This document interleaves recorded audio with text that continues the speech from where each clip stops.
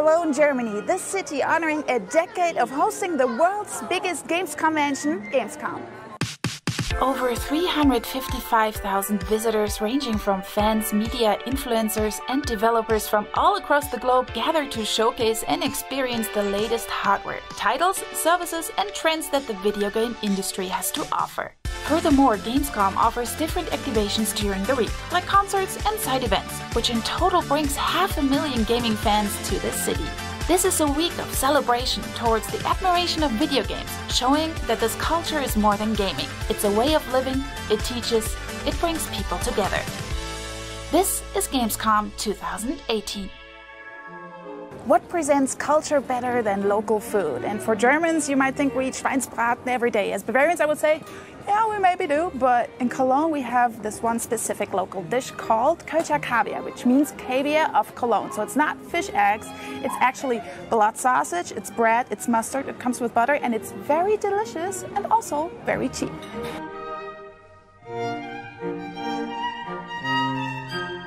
And this is Cologne. So behind me you see the Cathedral of Cologne, which goes back to the medieval times and attracts 20,000 people a day. But besides this awesome Gothic architecture, I have a second favorite spot I want to show you. So this bridge is actually not far away from the Cathedral of Cologne, and you might wonder, why are there so many locks here? So it has become a local tradition that if you want to express your love for someone, you get a lock, you get your names engraved, you put it on the fence, and it's sealed forever. And because we love you guys so much, I have made a lock as well. And what I'm going to do is find a spot and seal our love forever as well. I hope you enjoyed this brief tour through the city that hosts hundreds of thousands of gamers every year at Gamescom. And now it's time to kick off some brand new games and announcements. It's time for Inside Xbox.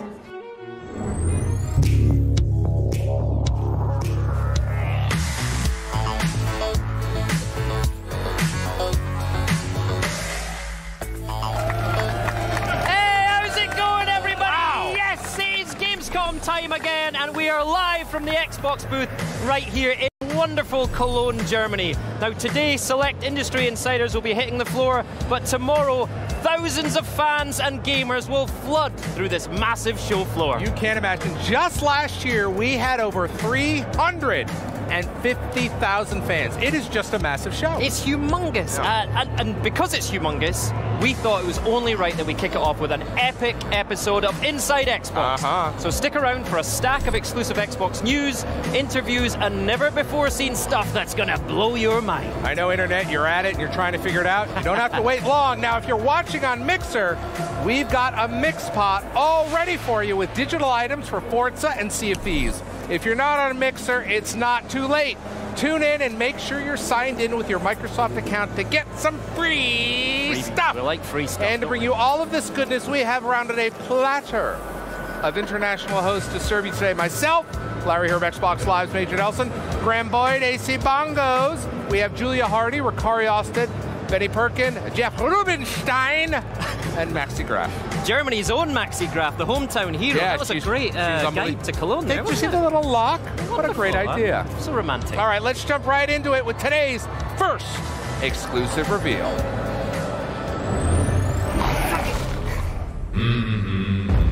Let's move carefully. Front on me, back away. Quiet now. Run down. Oh no, there'll be a lady! Right, he's behind you. He's right behind you. Yeah, I've got it. I've got it. Take her out before you take it. Right, got it. She's down. They haven't seen this. There's another team coming in. In the bushes. In the bushes. Alright, got him. He's burning. He's burning. Careful. Yeah, he's dead. Alright, you got him. You got him. That one's a short. I'm gonna bring the son of it. Probably gonna take one Okay, I'll outside. take shotgun and do this. Let's go Spider Nighttime. You bringing dynamite? I'm bringing in my machete. Other players will Careful, judge. someone spooked the birds. Coming from the flare, from the flare. I'm gonna try to take this guy out. Quiet. Fast. High. And then I think like we should maybe go see what happens over there. Second clue coming up. See if you can find it in darkness. Found the clue in the next room. Behind you, what's behind you? Got the clue. Right, Puerto Rico it is. There he is. Coming to you. No, the spider's on me!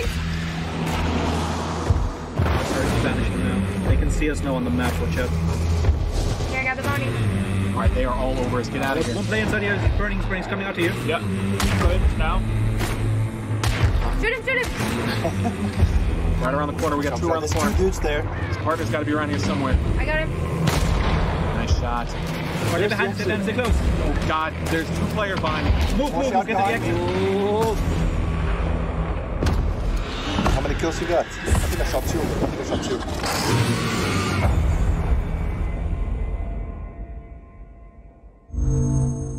2. Achieved with CryEngine.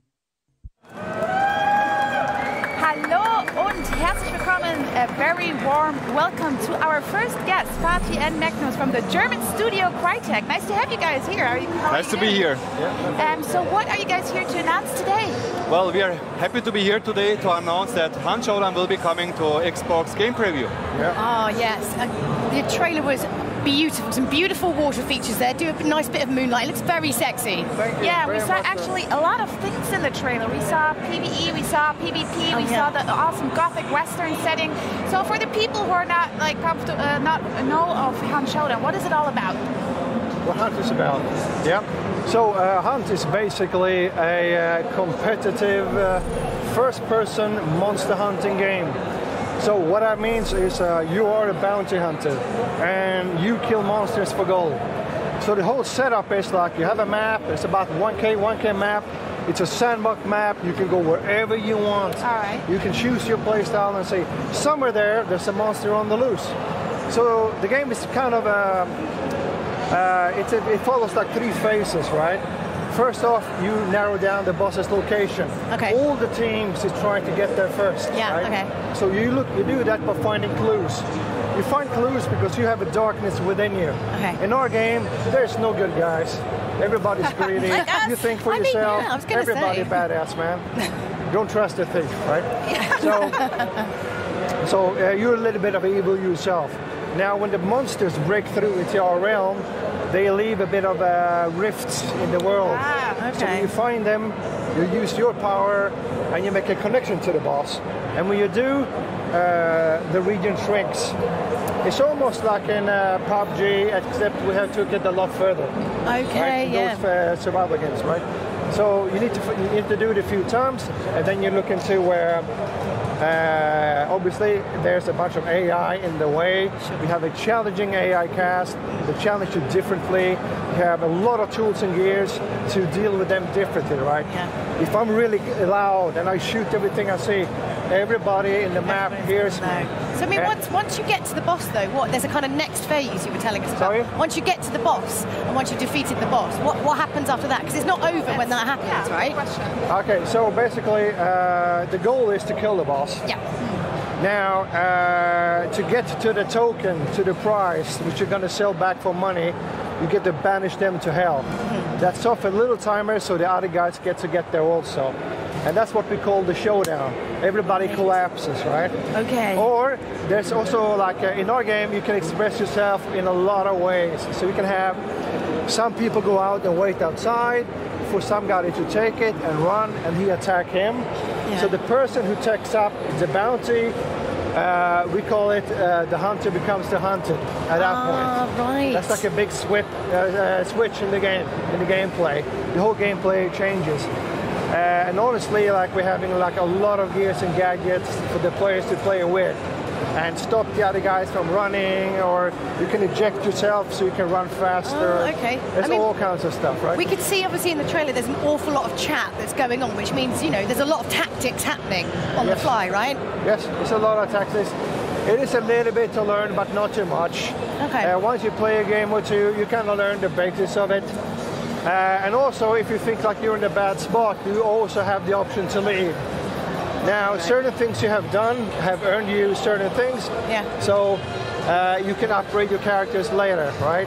Okay. So we have something called like our main game is high tension gameplay.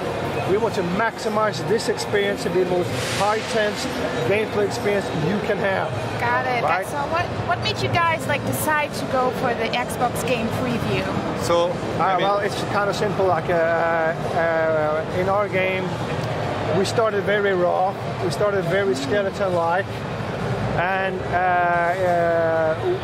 I mean, everybody in the team wants to work with the audience, and the audience can test it better than we can, and they can come up with better stuff than we can. And we do a long list of their opinions. We prioritize them, and that's where a lot of the good ideas come from, right? Yeah. And we try to implement them there. For example, like if something is a bit diffuse, then we ask them what they think, and then we try to make it better. Okay. And that's honestly the most rewarding thing is to work with them. Okay, so you guys know what to do, right? Give feedback to the game once you can put your hands on it. So we use feedback that is given through our platform. On the other hand, we use data of the players, right, to balance the game, to see what they like, how they engage with the game, and actually the feedback and the data helps us to validate the current scope of the game, but also to decide on what we will build in the future, right? That's the community involvement. And Xbox Game Preview is giving us that, giving us data as well as feedback from the users. And we're excited actually to see how Xbox gamers are going to feel about our game and how their take is on it. I'm excited. Now that I've seen that, I'm very, very excited. But I can't stress the stick in the ground for our game is not just shooting monsters, right? Yeah. The stick in the ground is high tension. So we have a high risk, high reward aspect. So when you're walking in our world, the entire world is made to look mysterious. Is that a player? Is that a monster? If I shoot it, other people might hear it. Is somebody shooting at me? I can't see it really. And also high tension comes from whatever I bring in. Whatever I bring in will help me. If you kill me, I'll lose it all and I'm gone. Permadeath it is. I can't wait for it. It looks absolutely amazing. Well, thank you so much to Fatih and Magnus from Crytek. And now Larry's lurking around the PUBG section of the booth. No doubt probably looking to steal a chicken dinner behind closed doors. Watch yourself down there. I think the blue zone is closing in. Julia, don't worry, I'll be quick about it. A few weeks ago, I went to South Korea to meet with the development team behind PlayerUnknown's Battlegrounds and walked away with brand new details on the upcoming 1.0 full product release for PUBG. And now it's time to share those exclusive details with you. Take a look.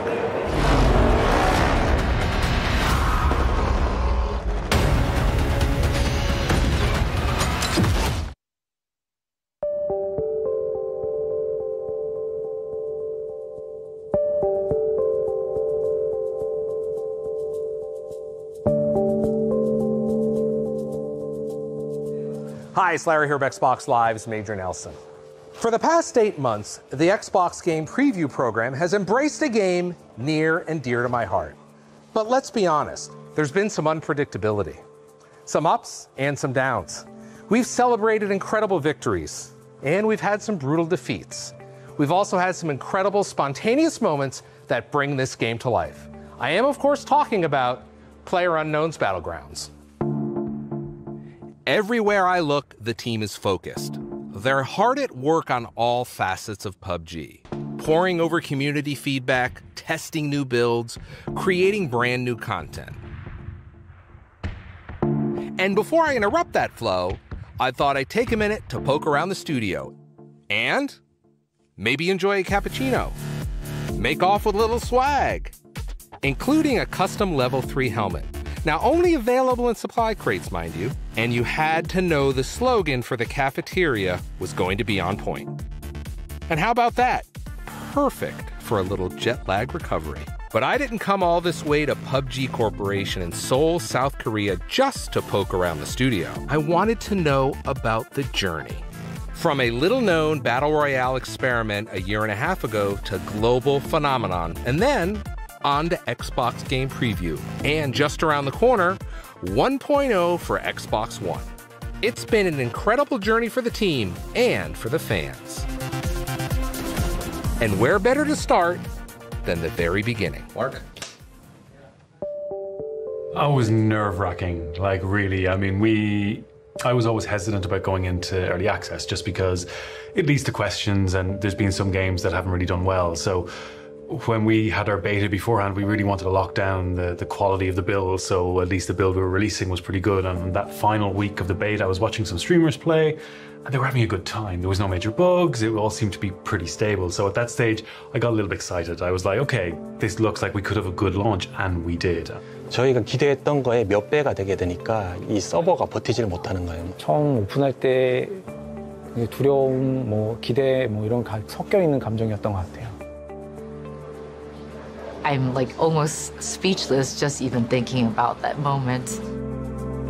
After its incredible success on PC, the team announced plans for PUBG on Xbox One at E3 2017. Readying the game for a platform the team had never worked on before was audacious and a massive challenge. 일단은 엑스박스로 가져오는 것에 대한 결정 자체도 어려워. You know, bringing a massive open world with 100-player PvP to Xbox is not something that's really been done before, so that alone was a challenge. 10프레임 정도밖에 나오진 않았었어요. 그러다가 그런데다가 그 상황에서 사람들이 옷을 갈아입든지 특정 행동들을 갖다 하면은 그냥 계속 게임이 죽어가지고. When we've tried to have the game that runs on PC into Xbox, it was pretty difficult having it run smoothly. 그러니까 출시를 하느냐 마느냐가 되게 어려웠어요. 왜냐하면 이게 계속 불안정한 부분도 있고 포팅했는데 그 엑스박스 포팅 버전이 불안정한 부분도 해서 In order to enable their development schedule, we applied advanced technical group resources from within Xbox to help with things like user research and usability, as well as optimizing art code and providing some controller feedback to enable the transition from mouse and keyboard, which is very complicated, over to controller. You know, the upside is that we're currently, north of 18 patches.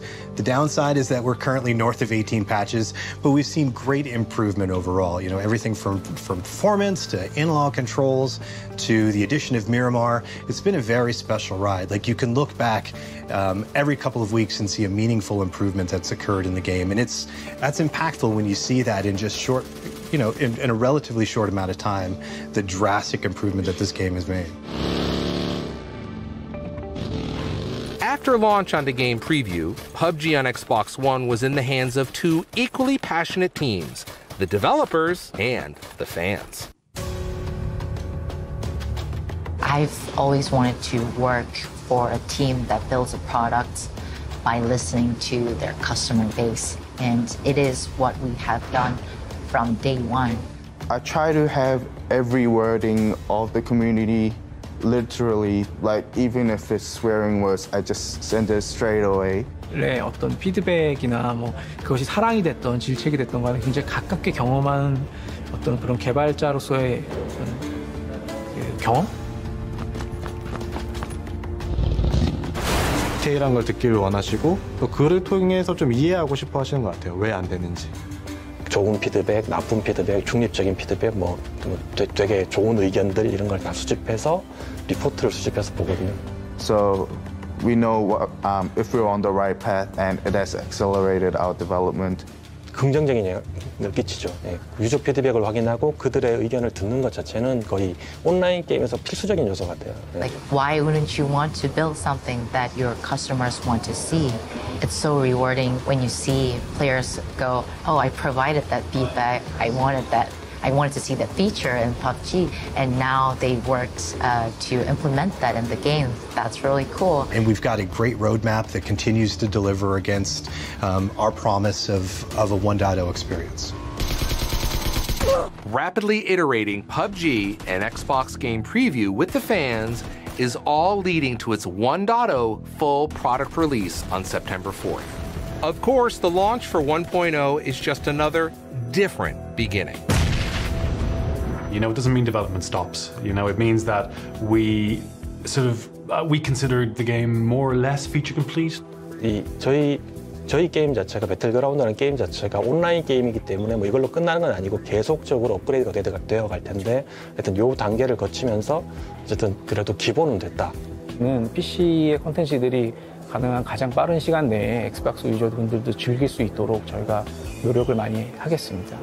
We're really looking forward to things like custom matches and Sandhawk, all creating this, larger PUBG experience that we feel really delivers against the promise that was made in December. In addition to a significantly improved overall experience for 1.0, new and existing players can look forward to playing the Sandhawk map, the ability to configure custom matches including War Mode, and of course, achievements, which will carry over from the Xbox game preview period.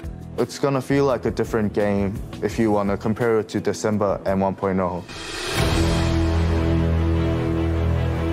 The dedication of the PUBG team is on display everywhere in the studio.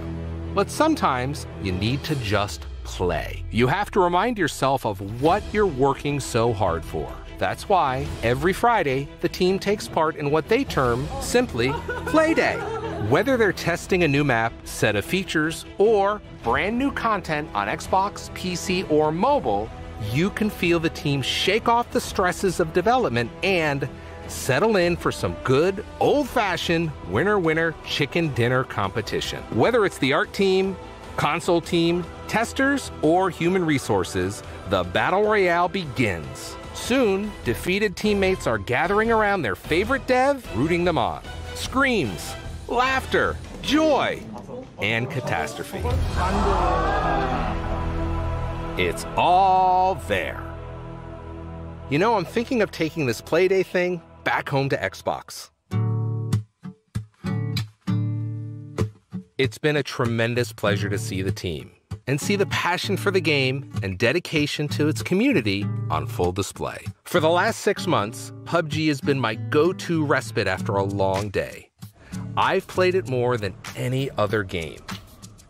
It's about the moments, indelible memories that you brag or commiserate about with your friends. Sometimes it's the thrill of securing a hard-fought supply crate or ambushing some poor soul who thinks they found safety from a rival squad. It could be the raw tension and dread that spring from something as mundane as footsteps crunching the gravel outside, or a door opening in a building I was sure I cleared. Or maybe it's the hilarity of a motorcycle biting it in a burst of high-speed overconfidence.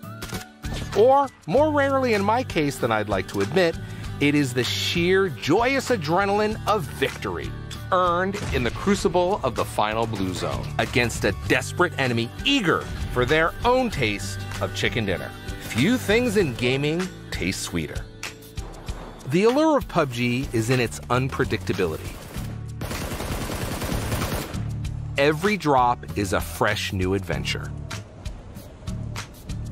And so, whether falling gently with my parachute or falling gently into a quick nap with the hardworking team at PUBG, I'm confident I'm in great hands, and I can only dream of one thing.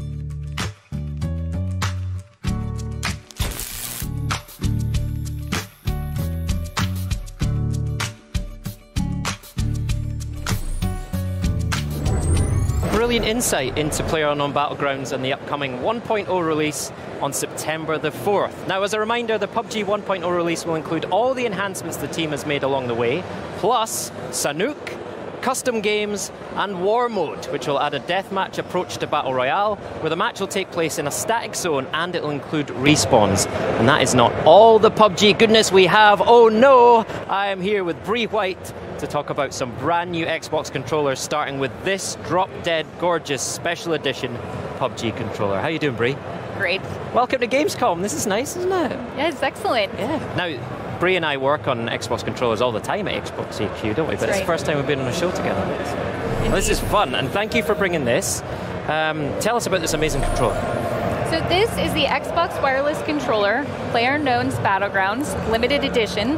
It's available for pre-order today and will be shipping worldwide in October. Fantastic. So look at this, exclusive for Inside Xbox, the first time in the world anyone's seeing this. And the best thing is you can pre-order it right now. But, you know, tell us about all the details on here, Bree, because this is a beautiful controller. Okay. In the back, you'll see a digital camo.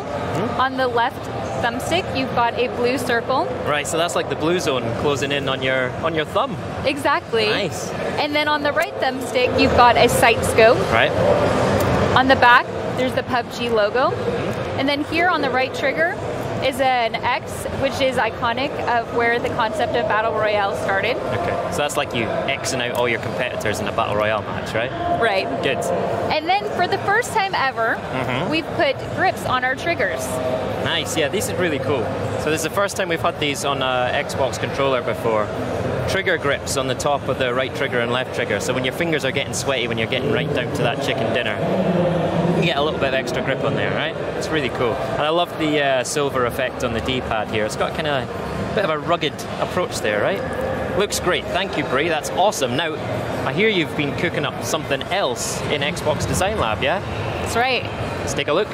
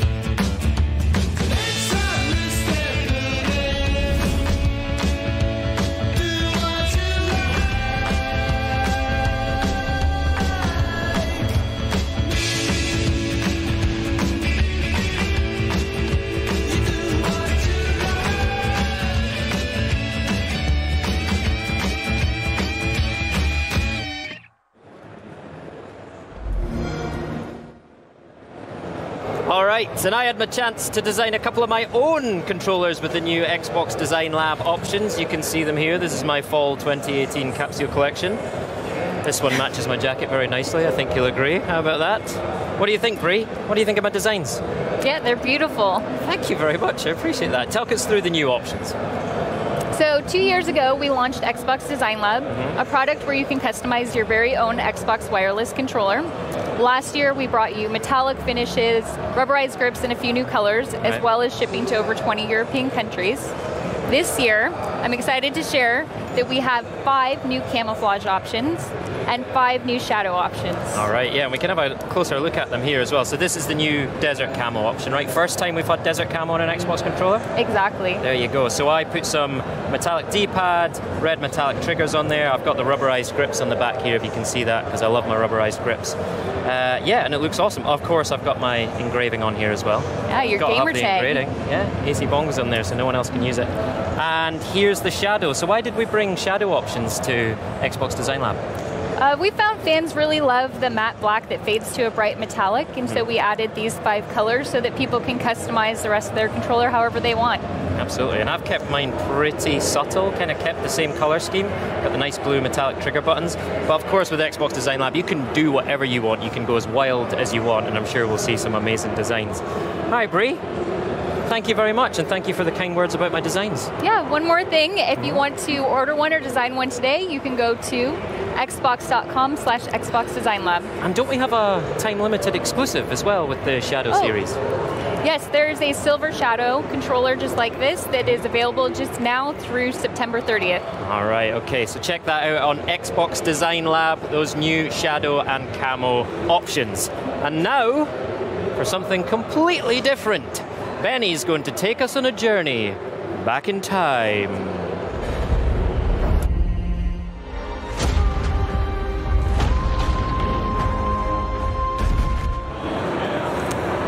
Thanks, Graham. We're not actually time traveling, but the new info we're set to debut will make you feel like you're back in some mid-century action.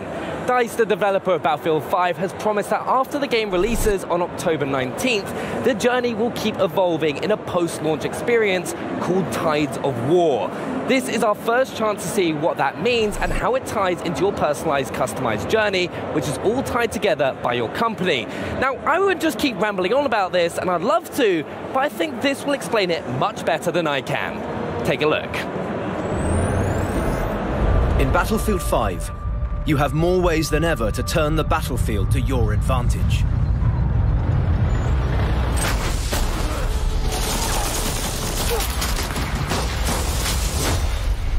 It all starts with your company, your personalized unit of soldiers, weapons, and vehicles. More than ever, playing as a squad is key to success in Battlefield 5, so make sure to collect all the tools and gear you need to win the battle. We are bringing more depth to our known classes with the introduction of combat roles. The Recon can specialize in long-range shooting, spotting or stealth. The Assaults become versatile in how they engage the enemy. The Medics have more ways to keep their squad alive. And the Support can now provide backup with new attrition and fortification systems. For the first time in Battlefield, each combat role has a unique loadout and unique abilities, and over time, you will get access to more combat roles. Define how your weapon feels and performs on the battlefield. As you play and progress, you'll unlock tactical choices that affect how your weapons and vehicles look and perform. Complete daily orders or take on special assignments to equip your company with new gear, weapons and vehicles. As your company progresses, you will earn new items to visually personalize your company. You can customize your soldiers from top to bottom. Weapons can be personalized too. Now you get to decide how they look and play.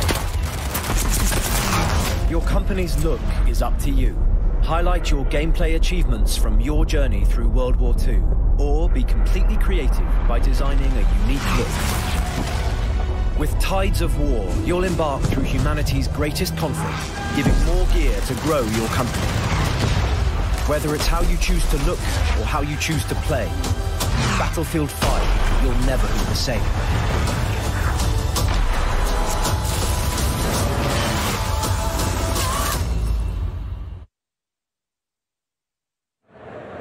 The sheer breadth of customization in Battlefield 5 is staggering, but we're not quite done with the reveals, and what better way to celebrate Battlefield 5 than with not one, not two, but 3 different bundles. First, we have the Xbox One S and Xbox One X 1 terabyte Battlefield 5 bundles, which will include a code for Battlefield 5 Deluxe Edition, a 1-month trial of Xbox Game Pass, and 14-day Xbox Live Gold trial. And finally, feast your eyes on this. The Xbox One X 1 terabyte Gold Rush Special Edition Battlefield 5 bundle. As you can see, it features a unique dark grey gold design where the gold relates to heroism and the bullet casings and artillery shells, with the grey representing the weapons in Battlefield 5. It will also include a matching grey controller, which looks awesome, and then we'll include a code for the Battlefield 5 Deluxe Edition, plus a code for Battlefield 1943 as a bonus. It'll also include a 1-month Xbox Game Pass trial, 14-day Xbox Live Gold trial, and 1 month of EA Access. Experience the Tides of War with your company starting on October 11th for EA Access members, October 16th for Battlefield 5 Deluxe Edition Early Enlister Access, and October 19th for the Battlefield 5 Standard Edition. Now over to Jeff and Ricari, who will do their best to survive the State of Decay 2 interview.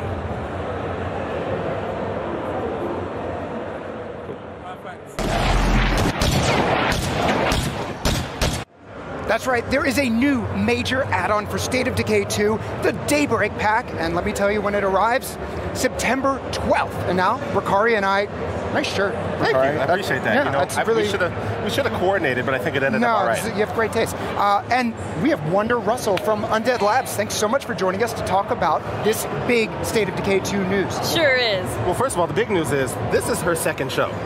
Yeah. Wonder is now a 2-time guest, and you've done Redmond and International, so hey, high five I'm for that. very excited. We get a blazer after 3 shows. Can't wait for my pin. All right, well, why don't you tell us about the Daybreak Pack? Yeah, Daybreak Pack entirely defend a Red Talon tech through waves of zombies that get increasingly harder. So we're seeing this now. This is brand new footage from Gamescom. There's a demo that folks are playing right now behind us, and what you can see is like, there's quite a bit different, especially your location. Yes, it's a new map. You don't use your own community, so you're not going to lose any precious survivors. Wait. Oh, I have to ask, since my likeness appears in the game. You said a Red Talon soldier, not your own community? Not your own community. I know. All right. Maybe if you keep leveling up those fighting skills. Yeah. Oh. But it's good because it's a completely different type of thing. So Yes. how does Daybreak work? Daybreak works, so you spawn in as a Red Talon soldier. So there is permadeath, but if you die, you'll respawn as a new soldier in about 13 seconds. And they don't look like you, so you don't have to worry about it. Great, great. Yeah, I can Super lose helpful. those characters. Yes. You have the best gear, and you are defending a fortified position. It's kind of like siege defense mode, protecting the technician who's working on an uplink to the Clio satellite system. So Clio is something we introduced in Year 1 Survival Edition. So she controls a drone and satellite network. She's helping you with the fight. She's calling in airstrikes and leaving drops for you in the field. Now, you mentioned gear. Is it safe for me to assume that there are new weapons and equipment? Absolutely. All new weapons, great gear, including unlockables for your community, 9 new ranged weapons, 6 new melee weapons, 6 new consumables, different kinds of explosives, mines you can trigger, really going to help you out. There's so much stuff. I got to ask, do you have a favorite? Do I have a favorite? There is an axe that I love, and it takes a lot of stamina, but you just swing that and you feel like a badass. It's awesome. So seeing some of this B-roll or some of this footage here, which we just saw, we saw what looked like a new freak. That's right. So this is something that the fans have been speculating might exist, and we're really excited to bring it to Daybreak, the Blood Plague Juggernaut. All right, so the Juggernaut already like the cause of probably worldwide Mayhem, millions many of deaths. rips apart. No, I run. I hear that. Oh, yeah. I'm out of there. So he's even tougher than the regular Juggernaut. And he's infected with Blood Plague. So you absolutely can die, even though the whole experience, if you were to survive all 7 waves, they get increasingly harder and longer. But if you were to survive, it's maybe about a 45-minute experience. You can die of Blood Plague in that time. Easy. So let's talk about the connection between Daybreak and your community. So there's some really great rewards for playing Daybreak. Absolutely. Yeah, so the more waves you survive, the longer you play, the more prestige you earn, which is going to be the in-game currency for unlocking those in your base game. So you can call in Red Talon bunks and barracks, Red Talon watchtower that gives you more passive defense than a regular watchtower, crafting station. You can even recruit one of the Red Talon elite soldiers to come into your community. They have their own set of skills that are just maxed out. They can even become a leader and not just a warlord, which I think is really cool. I'm excited. I'm ready to go. That's September 12th, yeah? Yeah, it is. And I just think you're excited that you can play and not worry about if I'm someone who looks like you. Yeah, and and it's co-op as well, drop in, drop up to 4 players. And if you can also play it single player, and you'll have 2 NPCs to go with you, which really helps. That's awesome. It does. We played it, and it's a lot of fun, and It's I can't really wait to be able to spend those points on some cool new Clio gear in my main game. All right, cool. Thank you, Wonder, for joining us here, and we'll be playing on September 12th. Up next, Graham's going to give us the scoop on Sea of Thieves. So sharpen your blade and shiver me. Hey. Yo, what? Stop. Why do you got to do that? Why are you going to tell me how I can Sea of Thieves? I just, they hate that. I hate that, so why do that? Because it sounds like Graham, and I want to be like live Graham. your life. No, live your life. All right, well, whatever. Take it away, Graham.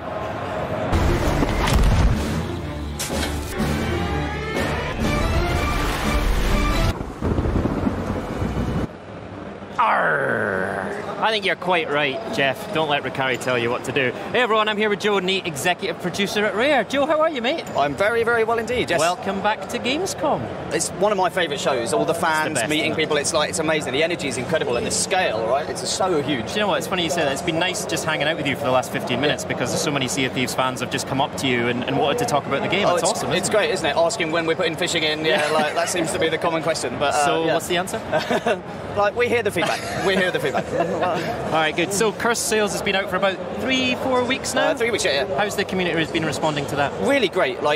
Introducing skeleton ships into the world like we did with this kind of cool campaign with the different battles each week and this side quests you can do as well, about the kind of background of how these came into the world. Right. We love introducing new content in that way to Sea of Thieves, and so it's been great to kind of see how players have been getting on with this, the creative use of mechanics with the skeleton ships and stuff. Loads of great feedback and also stuff that we've learned, right? Like people going, we put a lot of different commendations and things you could achieve, like reasons to replay into the game. And we set them at different times and different weeks, and for some of our players that was a little bit too much. And so it's like, okay, like for the next Forsaken Shores campaign, we kind of dialing that back so that it's a bit more relaxed, a bit more chill. You've got more time and opportunity to go and do it and kind of take part in that campaign. So yeah, we're always learning. So when you go from like Curse of Sales to Forsaken Shores to whatever you've got lined up in the future, what are you learning about player behaviour in each of those updates? Like with Curse of Sales, right? You've got alliances, you've got the skelly ships. What kind of behaviour have you seen that the alliances stuff has been amazing to see how that has influenced player behaviour and just changed like the interaction with people out in the seas, because I play Sea of Thieves as a fan, right? Like, I've got the best job in the world. Like, I get paid to be a fan of the game I work on. It's awesome. But so I was playing at the weekend, and whenever I go in now, I always put the Alliance flag on. So like anybody that sees me sees that shape of the flag, and like so I'm hoping that they're going to not be aggressive towards me. And a lot of the time, you'll see someone will join your alliance, or they'll shout to you over the speaking trumpet. So it's really great to be able to signal your intent from distance, and just those human interactions and behaviours. It's so unique to what our game is, I think. All right, so Forsaken Shores is literally on the horizon. Yes. What have you got coming up for us soon? So Forsaken Shores, loads of stuff, right? So I think hopefully we've got some footage that we're going to be showing off around the world, right? And so it's a volcanic world, and it's much more perilous than any other part of the world that we've put in. So you're still going to start in the parts of the world you currently start in, and you have to make a choice to venture to the Devil's Roar, which is the name of this area, right? And the volcanoes, like, sometimes they're going to be kind of dormant, they're not going to be going off, and so, but then you might get a little bit of tremors, a little bit of earthquake that gives you a signal that maybe something's not right on the island. It might lead you to now want to kind of maybe hide in a cave or get off the island and back to your boat and wait and see. It depends kind of what circumstances you're in, what stuff, like how much loot you've got and everything. But then if it does kick off, you've got like geysers which will fly you up into the air. If you're like running across the island, you can get pinged up into the air.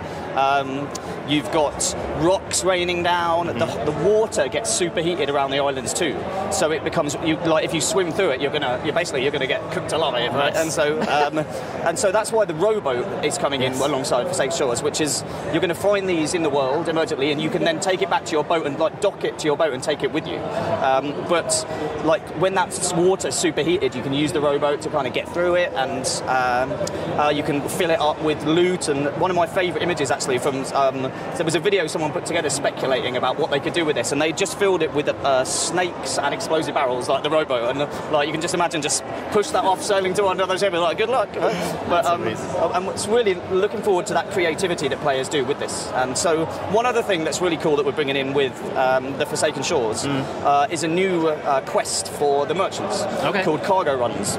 So this is where you can take a cargo run on, you'll kind of get an ask from an NPC that will go, hey, I want you to deliver this stuff to this place in the world. And so there's like bottles of rum which are a bit delicate, so if you're jumping around them they're going to get damaged, lower in value, so you've got to keep them kind of safe. Protect so your don't rum. Get into a battle, right? Very important thing. Like cloth, expensive cloth, which you can't really get wet. If you get it wet, it reduces in value. So again, don't leave it on the top of the boat in a storm, but don't put it on the bottom, because if the water starts filling up.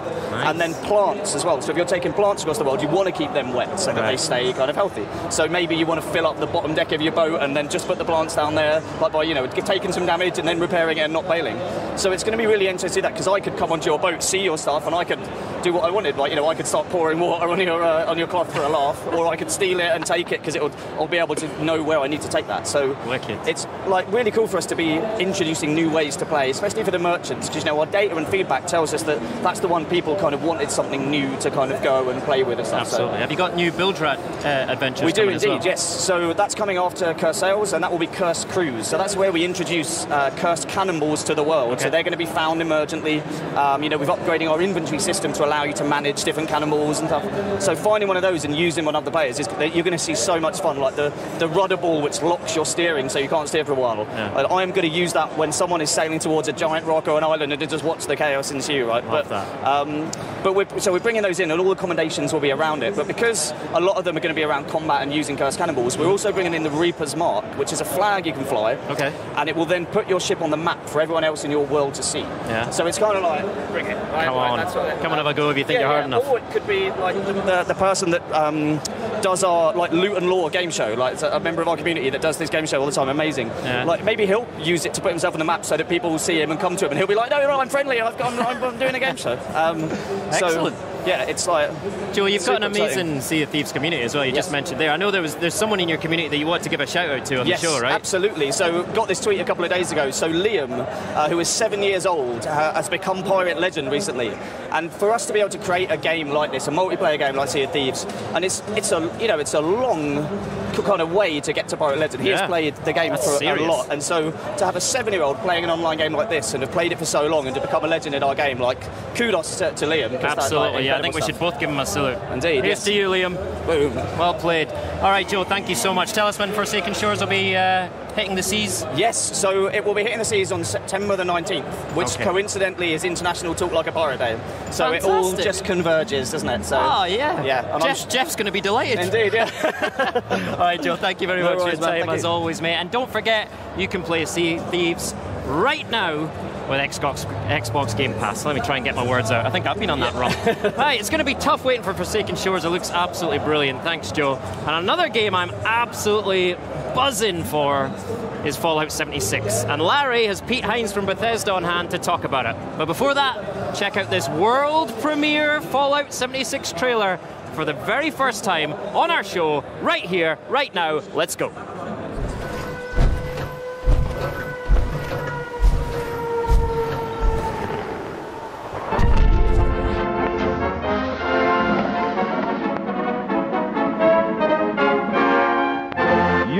Will emerge.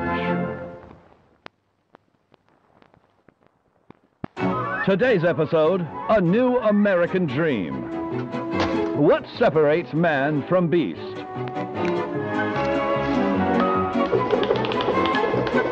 No, it's not his ability to tap dance. It is his desire to build. After thermonuclear war, man's towering industrial marvels may no longer stretch to the heavens. It then falls on you and the ingenuity of your fellows to rebuild the America we hold dear. Get started with CAMPS, the construction and assembly mobile platform. It's the workbench of tomorrow.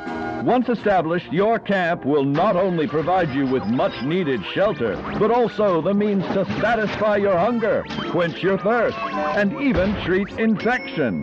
The essential pillars of survival.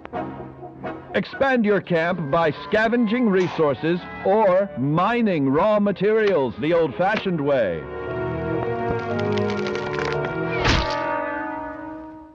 Then construct your home of the future.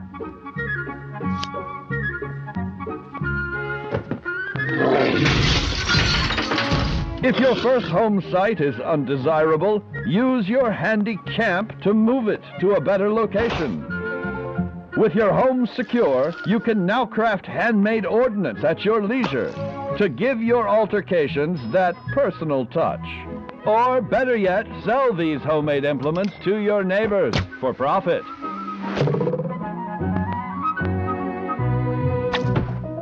Remember, capitalism. It's the only thing keeping us from being communists.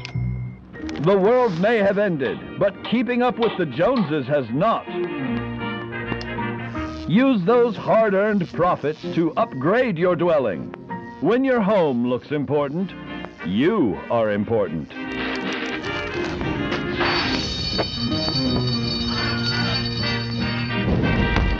Now you've learned how to forge the new American dream. You are completely prepared to rebuild the greatest nation in the world.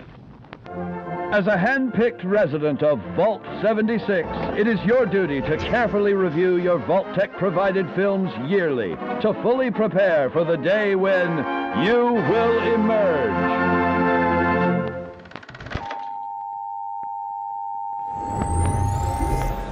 All right, now I'm joined by Pete Hines, this guy, Pete, great to see you, man. Great to see you. Happy Gamescom. It is a great Gamescom. We are here. You guys are in a booth right behind us. I don't know if you can see it. How many Vault Boys can we get in one shot? 1, 2, 3, 4, 5, 6. I don't even. There's one over there too. I don't even. Pete comes with a bunch of Vault Boys. Now, Pete, I want you to tell us about the new camp system. Well, folks are going to be familiar with building settlements in Fallout 4. Hey, dude, how's it going? Good to see you. Looking good. Folks are familiar with settlement building in Fallout 4. The camp takes the idea and expands it. So the idea of the camp is it's a way to build settlements. You have much more freedom in terms of where you can put it. But it's movable. Right. So anytime you set one down, if you pick a different spot and like, you know what, I want to move my camp here, it'll cost you some camps to do it, caps, but you can take your camp and relocate it anywhere you want. Now, this is entirely optional, so you can make the game about building. We can see some of the things here, right? Right, and a lot of this will look familiar, like I can build structures, I can build furniture, there's a lot more stuff you can do now. I can build defenses, so I can put down turrets or mortars. Right. But the idea is now it moves as opposed to being in one spot, but it's still optional. If you want to spend the game roaming around and exploring locations, you can, but you can also decide, I want to build my own workshops, I want to have a place where I can build at my camp as opposed to finding ones out in the world. So it takes a lot of what we've known from some of the work you guys did with Fallout 4 and really, no pun intended, builds on it. Yeah, well, and again, this time around, because the game is online and every character is another player, you can do that building with other folks. So it's not just you building in your settlement, you can have other folks building around you. There's some even larger settlements where you can build cooperatively. So it is a theme of the game. You know, the whole idea of Vault 76 was the folks that were going to rebuild the world, but you do as much or as little of that as you want, just like you can play by yourself or with others, depending on how you want to play. What are you guys showing here at Gamescom? We're showing sort of a mix, a recap of all the stuff that we showed at E3, that we showed at QuakeCon last week as part of Todd's panel. You know, we talked a little bit about the character system and perk cards and how perk cards work in terms of changing your loadout. Basically just making sure folks understand how the game works. Look, at the end of the day, it's still a role-playing game in a massive world. You know, the big difference is you can now play it with other people and have that a shared experience that folks have said for so long, boy, I wish I could play at Bethesda Game Studios, but like with my friends or my family. Now, you know, there's no shortage of me coming to you with feature requests, and I'll call Todd up as well. I want to play a Deathclaw. Well, we'll add it to the list. How about a Deathclaw costume? Can we at least start there and move to actual Deathclaw? Fair. Is that close enough? We'll go into that. Now, I'm really excited because you have a beta coming up, or as they say in Europe, a beta. A beta. So what can you tell us about? It's going to be in October. Yep. It's coming to the Xbox One first. Yep. And all you have to do to be eligible is pre-order the game. And you're ready to go. If you pre-order it digitally through Microsoft, you literally need to do nothing else. You'll be set up. If you order through any retailer or wherever you like to buy games, they will give you a code and walk you through the process on how to sign up. But that's it. And you'll be the first folks in the world to play Fallout 76. Now, if you really want to get your Fallout on, you can do it right now with Game Pass. Right. Fallout 4 is in Game Pass. So we talked about this earlier in the show. You can get 2 months for $2. I don't know $2. I don't even know what that is in euros, but probably it's something. Probably two. But you can actually go and download Fallout 4 right now and play it. Right. $2 for 2 months and Fallout 4. That'll kind of, I was going to say it will tide you over until Fallout 76, but it'll tide you over well past that. All that content, user mods, all that good stuff, you can play it forever. It is unbelievable. Or if you come to Gamescom, make sure you stop by your Come by and get a picture with this Vault Boy, with the other Vault Boy. With Pete. We have so many Vault Boys. All right, it's always great to see you, Pete. Thanks for chatting with us. Good to see you again. Good to see you. Julia, what's next? What better way to celebrate your love for Fallout 76 than with this new bundle? I mean, I've already got my onesie, so I'm good on that front. It includes an Xbox One X, wireless controller, a copy, of course, of Fallout 76, plus you get 1 month of Xbox Game Pass and 1 month of Xbox Live Gold. The Xbox One X Fallout 76 bundle comes out November 14, and you can begin pre-ordering it right after this show.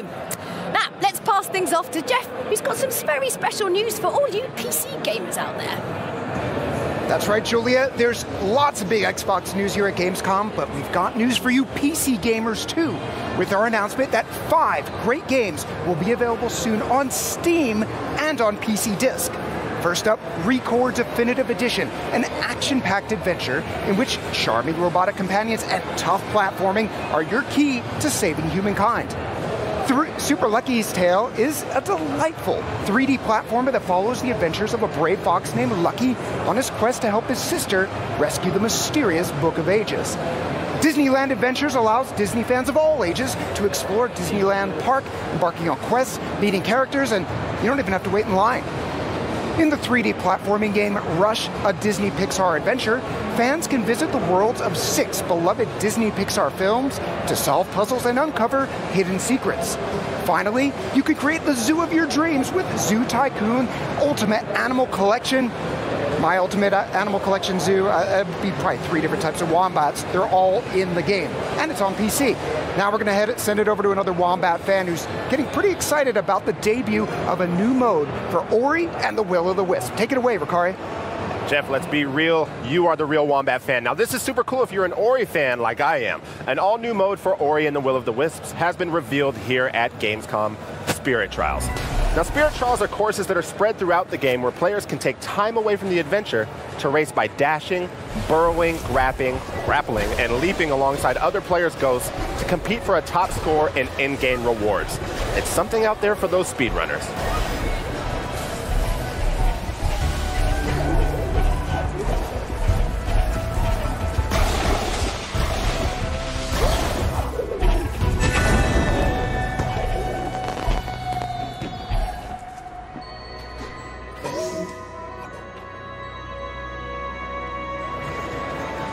All right, now Metro Exodus set the gaming world on fire when it was announced a year ago, and now the team is ready to reveal even more.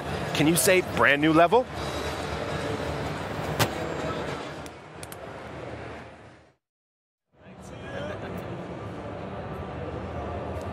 Thanks, Ricari. Metro Exodus is a super intriguing game, and we've got John Block here from 4A Games to show us how it's coming along. Welcome, John. Thank you very much for joining us. Yeah, thanks for having me. John, it's great to see you. And welcome to the Xbox booth. Yeah, thanks. You're debuting a brand new level in Metro Exodus. Tell us about this new environment. So this new environment is, we're calling it the Taiga, and it takes place in a forest environment thousands of kilometers away from the Moscow city center, where Artyom's journey began many, many months before. This takes place in autumn. Okay. And the game takes place over the course of a year, and you see all 4 seasons. So this is actually pretty far along in the game already at this point. Okay.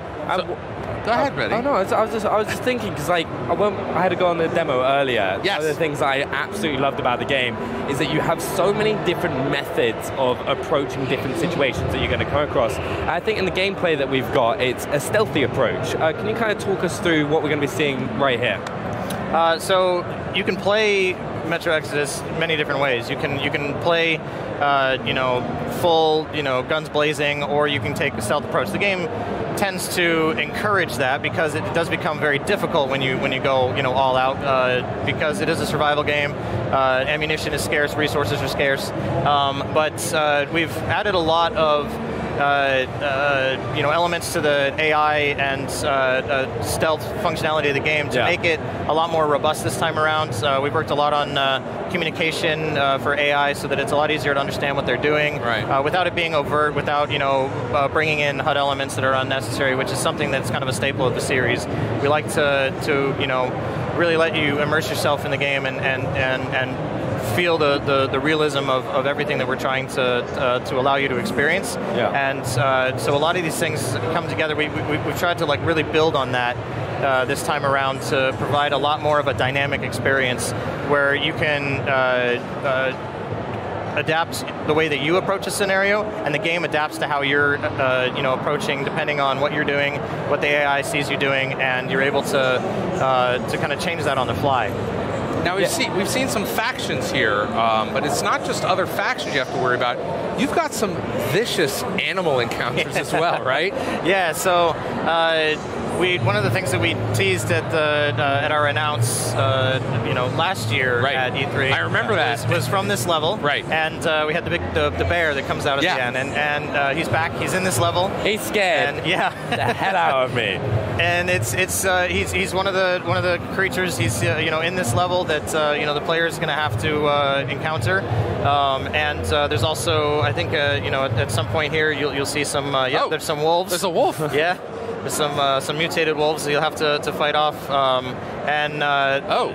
There's a bunch of new humans that you'll come across in this level, just like any of the other environments. We have so many new societies for you to encounter. That's one of the things. How are those human interactions going to go? Because there's going to be multiple factions. Are there going to be factions that you can ally with? Well, some factions are going to be just pure evil, as you would expect. Bandits are probably just nefarious people that are out for no good. Yeah, right. But some might not be. Some might be neutral. Some will react depending on how you act upon them as well. Yeah. So the game kind of adapts to how you play, because we really want you to feel like you are entering the shoes of RTL, the main character, and assuming that role and deciding what type of person he is. Right, fantastic. John, it looks amazing. It's like a world I want to go into and live, and sounds like it's going to be a little bit of a challenge. Yeah. All right, you can pre-order Metro Exodus ahead of its release on February 22nd, 2019, and Xbox Game Pass subscribers, you can play Metro Last Light right now. And just when you thought you couldn't eat another bite of gaming goodness, here comes another course. In a few minutes, we're going to unveil the never-before-seen gameplay trailer for Devil May Cry 5 and talk to the team behind the game. But first, Life is Strange 2 has finally graduated from teasing us to a full-on game trailer. I have no idea where we are. Feels like we're walking nowhere.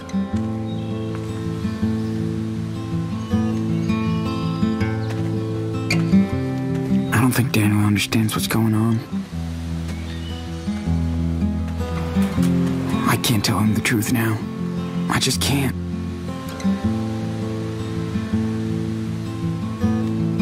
How am I supposed to take care of us out here?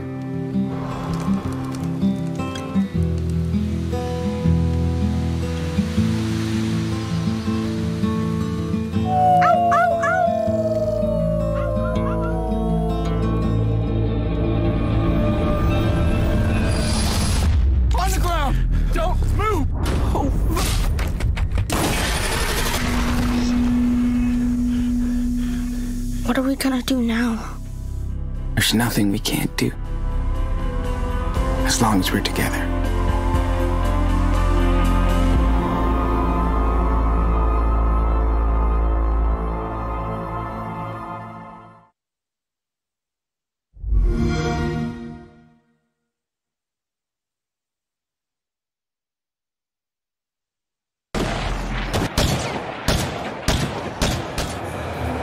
Is this the first time that the date? Right, and the date as well? That premiere for the date. That's awesome. That's right.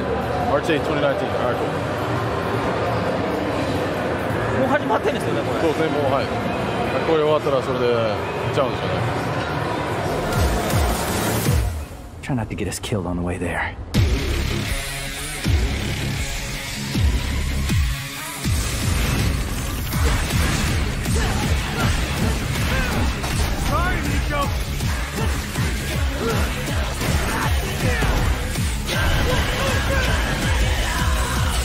Take your time.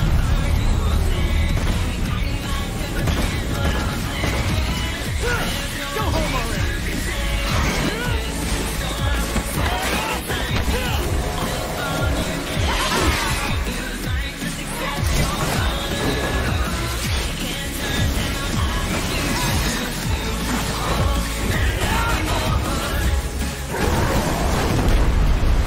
Hey, do you do parties?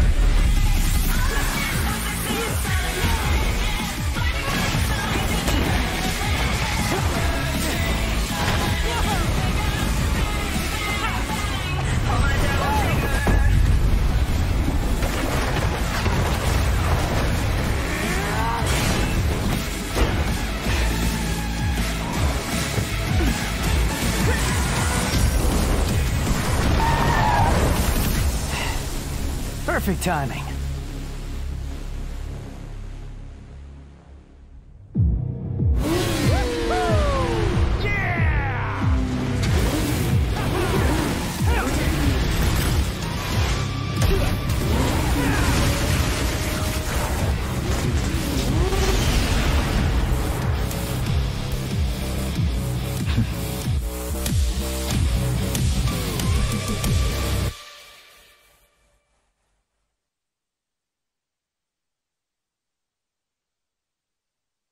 Spiele auf der leistungsstärksten Konsole der Welt.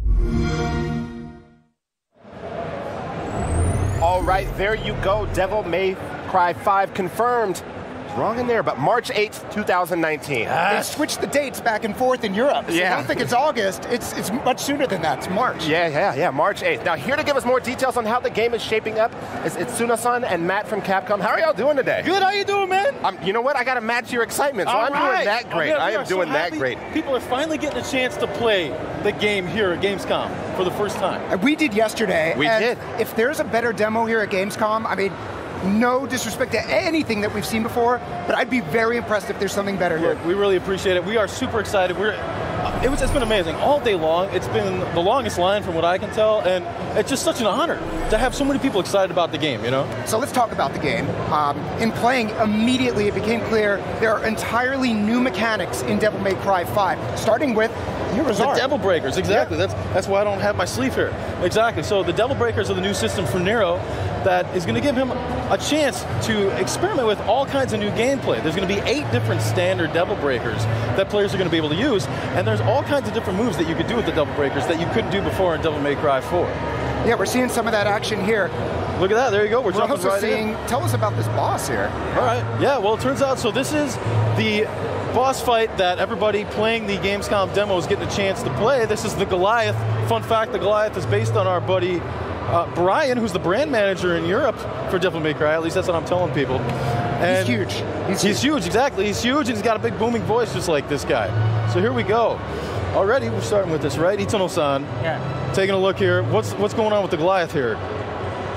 Look at this.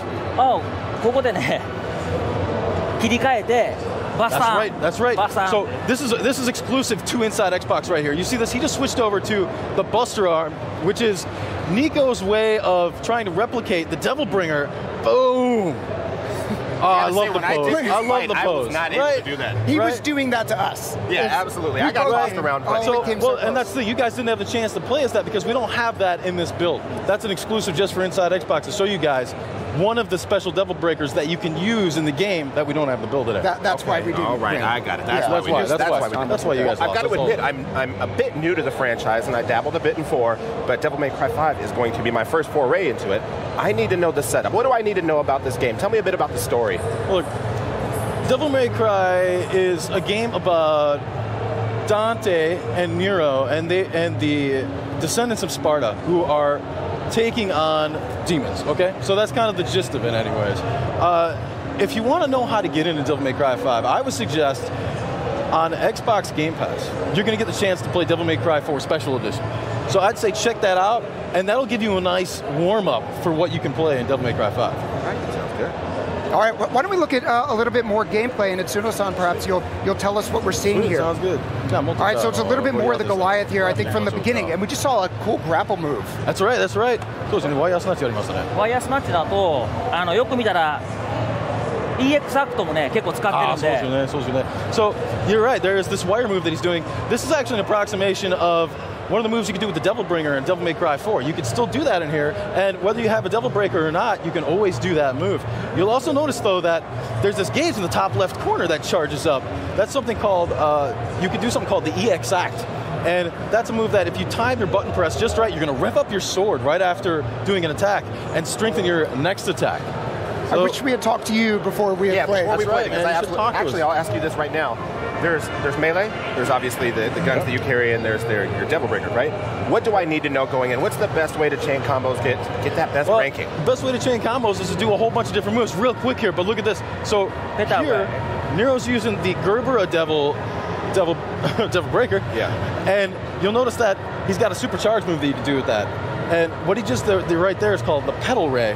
That's this move that bounces lasers off the walls. It's actually the most effective in small environments because every time it bounces, you're going to find that it actually gets stronger. So it was really smart of our guy, Yoshida-san, he's the one doing the gameplay here, to use that move in that environment. But to get back to your question, so Nero's got the Red Queen and the Blue Rose that he's had from Devil May Cry 4, so both melee attacks and gun attacks they can use at a distance, as well as these Devil Breakers, which are new to the series.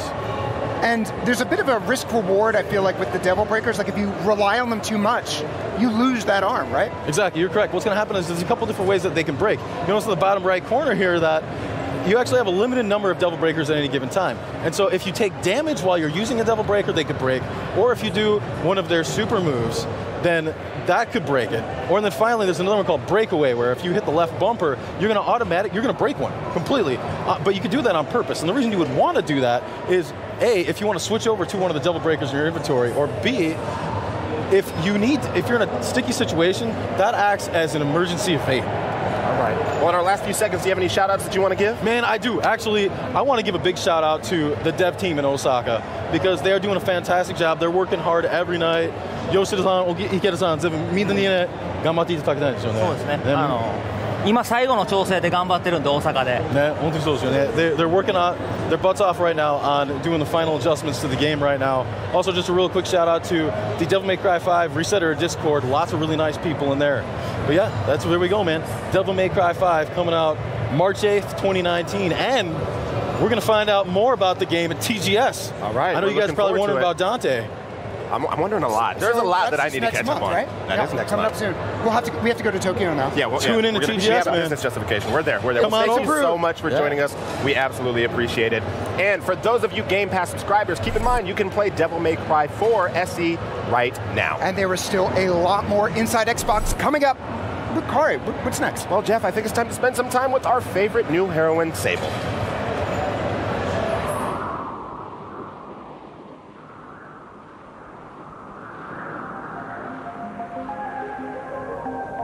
Come on to me, show us the way. I'm caught between the wind and parts of the unknown. I don't between two worlds, a sight to see. It feels like everything is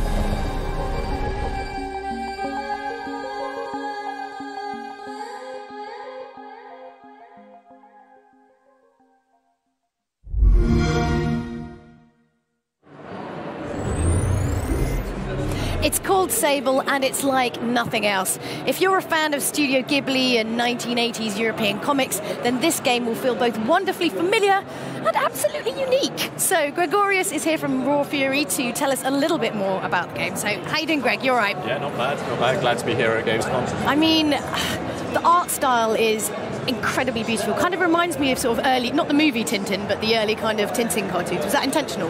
Yeah, we were massively inspired by the clear line style of European comics, specifically Mobius, Tintin, and I mean, those stuff look great in kind of frames, but we had to animate it and bring it to life, so then we kind of looked at more Japanese animation, Studio Ghibli, Akira, and like just all sorts of anime, I guess, just to try and bring that stuff to life and make something so stylized feel like it really has a spirit and a soul.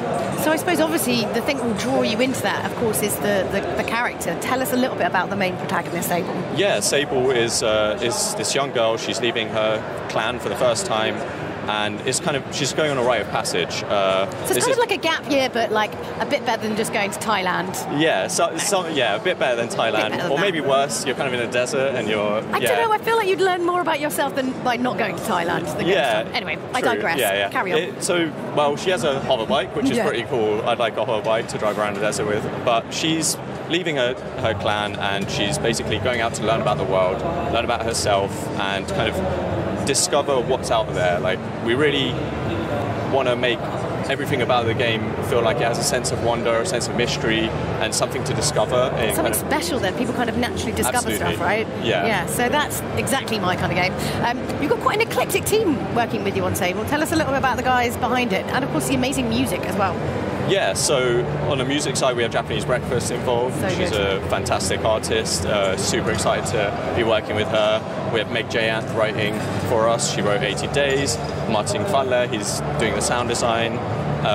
And Micah, who's doing our animation. And then Daniel and I, my business partner, we are kind of the core team members, and we work in a shed, so hence the name ShedWorks. ShedWorks. I wondered where that was. Yeah, and it's great. It's really nice. Like, it's really personal.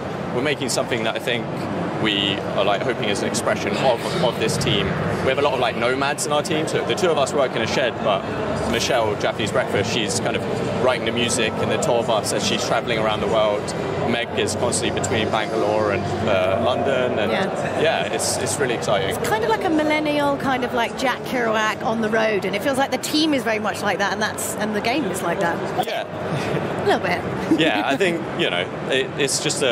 it's really exciting to just make something that is an expression of us, and something that, like I said, is personal, is telling a story that we're making. We're not, we're not procedurally generating a narrative or anything. We're trying to tell everyone about this specific character and what she's about. Yeah, and obviously it's like, as you play, you're putting yourself into that story and how you play, basically. Yeah. I'm sold. I think it's beautiful. Can you tell everyone when it's going to be coming out? Late 2019 we're saying at the moment. That's very generic. I was hoping for something a bit more specific, Greg, sorry. but all right, fine, I'll deal with that. Anyway, while we're talking about unique experiences, gamers in the US this summer played Halo Fireteam Raven at Dave & Buster's. This is a massive arcade setup that's truly incredible and is coming soon to the UK, Australia, Middle East, Canada and China, but mainly UK. That's great. So here's a look behind the scenes at Halo Fireteam Raven.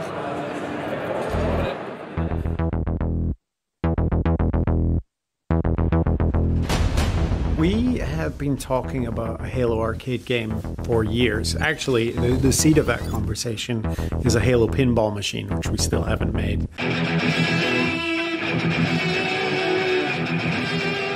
So the idea has always been knocking around at the back of our heads. Just what would it mean to take Halo out of sort of the console and PC world and bring it, I guess, out into the wild?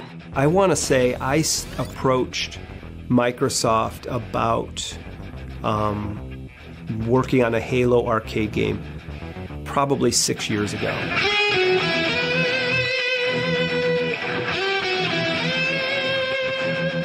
The idea has been around for forever, but I think without that move from Raw Thrills, we would never have found what the right vehicle for that was. I got called up to the front of the office, and I was just asked, would you like to make a Halo game? And I was like, hell yeah, I want to make a Halo game. Who does not want to make a Halo game?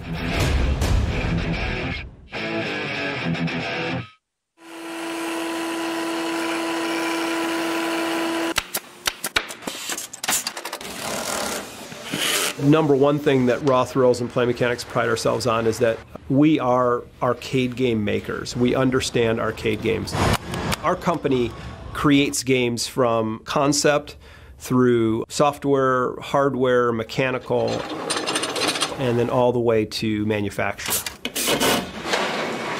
An arcade game is a physical, big game that sits in a location.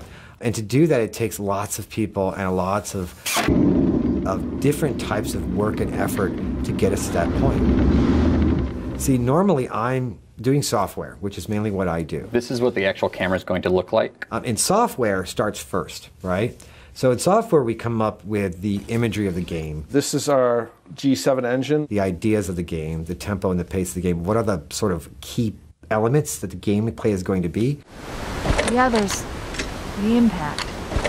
There's nothing we can do. You know, we put a lot of effort into capturing all the little details of Halo. So I am currently creating the effects for the Scarab in our engine. It's all recreated from scratch. And it takes us a lot of effort to capture, to create it, so that the players, specifically the fans, can appreciate, you know, that we are really trying to give them a true Halo experience. Captain Keyes. Good to see you, Master Chief. Set in the same time frame as Halo Combat Evolved. I'm initiating Cold Protocol Article 2. We're abandoning the Autumn. Captain Keyes is placing the Pillar of Autumn in Combat Alert Alpha. And we follow Fire Team Raven. That ends up, they are on the Pillar of Autumn. And the fire team obviously made perfect sense. So we're really an offshoot team that's fighting a big battle just to support Master Chief. Covenant forces are moving in on the Pillar of Autumn wreckage. Let's help push them back, Raven.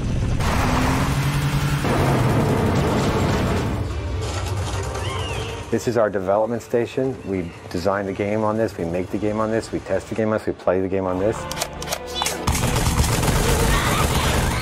You know, our goal is to have 4 people enjoying the game, but also have a crowd of people behind it viewing it. Usually we get, I would say, 30, 40% into the game. Then the mechanical engineers come in.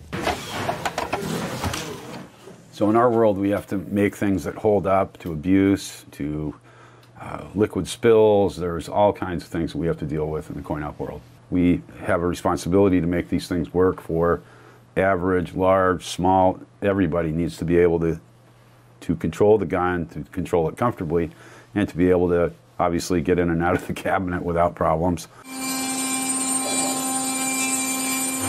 So all of that needs to get assembled in its final state at the manufacturing facility. And there they will get all the hardware necessary, the I/O board, the monitors, the computer, the gun control.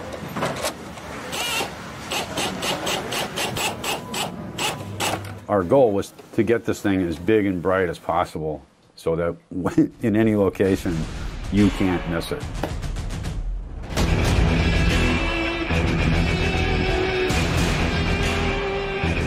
We love to go out to the locations and watch people playing the game.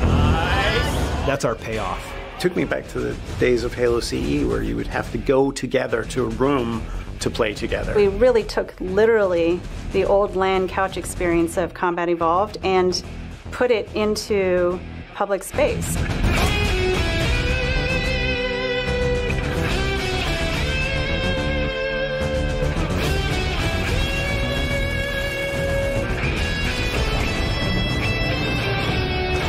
When I want people to see this, I want them to be shocked that somebody actually built this thing. And I want this game to be everything. Big, exciting, epic.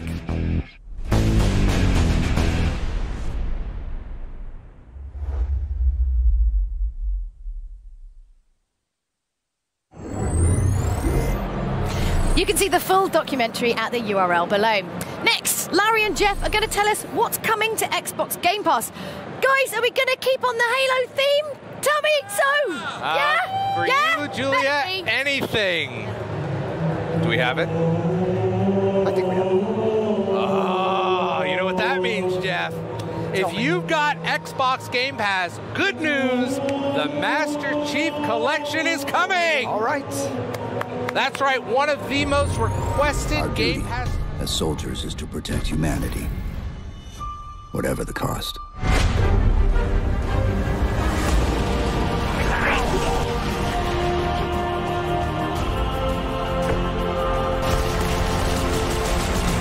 I will continue my campaign against the humans. That's not going to happen. Chief!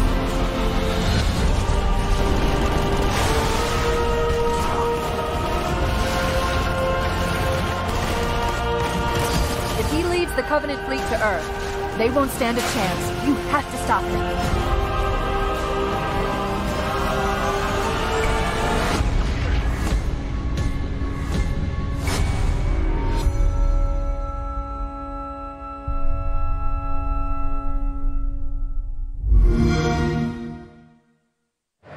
One of the most requested Xbox Game Pass titles will be coming to the service September 1st. I think you're, even with that pronunciation, underselling it a little bit. The Master Chief Collection is 4 complete games in one tidy package, all with multiplayer, weighing it at 600 achievements with 6,000 gamer score. Wow. You've got Halo Combat Evolved Anniversary, Halo 2 Anniversary, Halo 3, and yes, Halo 4. More importantly, though, this represents a major milestone for 343 Industries and the community, spanning several months. They've worked together in the Xbox Insider Preview program to test and refine major new improvements to Master Chief Collection. Now, when it releases September 1st on Xbox Game Pass, the Master Chief Collection, all of these improvements will be available, including improved matchmaking, offline LAN support, faster load times, and Xbox One X enhanced improvements, including 4K and HDR support, and even better, if you're a multiplayer fan, check it out, 60 frames per second. Halo 3 multiplayer on the pit at 60 FPS, I'm in. It's like butter. Now, that's the update you're going to see in September. The team, they're not done. Master Chief Collection will continue to see improvements, including an upcoming custom game browser, so you can create and find unique player-created matches and game types. Find what you want. Oh, God, I love this. This is so fantastic. Now, that's a whole lot of news. How about we tag out and bring some new hosts in so they can keep going? Ready? Go! Slap hands. We're good. All right. Whew. All right, yes, that is huge news for Halo fans, but the Xbox Game Pass team has also had themselves one whale of an August. We've had Hitman Season 1, which, if you haven't played it, harkens back to the best, most creative, challenging, and strategic entries in the series. Agent 47 has never had so many toys to play with and opportunities to exploit. The team also added Ruiner and Rise Son of Rome, which I know is one of the very first games. We both loved it. Like, first time, got my Xbox One, run home, and just finished playing that game. It was awesome. We've also got The Escapist, The Walking Dead, if you love that TV series, awesome game. Another game you love, Connect Rush, a Disney Pixar adventure. Because they do a great job. You know, we're big Pixar fans at home. My son and I, my son's 5 years old, and they take the worlds of Pixar movies and bring them into the game, and you get to play through those worlds. It's amazing. I need to have a go on that. And also, something that I love, Dead Rising 2. If you love zombies, gotta play Dead Rising 2. Absolutely. Now, that was all earlier this month. More recently, Bethesda added Doom and Rage to Xbox Game Pass, 2 single-player shooters at the top of their craft. And if indie games are more your speed, give Graveyard Keeper a look, which is like absolutely terrifying at moments. It's quite creepy, but you've got to give it a go. You're ferrying people to the great beyond, and you're collecting based on that. I know, in the RPG world, it's like, okay, yeah, I'm just going to collect you. Let's go right ahead. No, it's all good. And right now, right here during Gamescom, we've got a special promotion that Larry actually told you about earlier. If you do not have Game Pass yet, you can get your first month for $2, and your second month is free. So there you have it, a ton of great games this month. Master Chief Collection coming September 1st with a huge update, including Xbox One X Enhanced and a special Gamescom-only promotion for Xbox Game Pass, $2 for 2 months of Game Pass if you're not yet a member. And get this, we're still not done. The Xbox Game Pass team has cooked up a brand new way to manage your catalog. Starting today, we're inviting you, our viewers, to participate in the beta for the new Xbox Game Pass mobile app. Now, this app provides a new way to discover and download Xbox Game Pass games, even when you're away from your Xbox One console. We sat down with the project lead last week to talk about the new app. We're developing a Game Pass mobile app so that users can access their Game Pass subscription and manage it anytime, anywhere.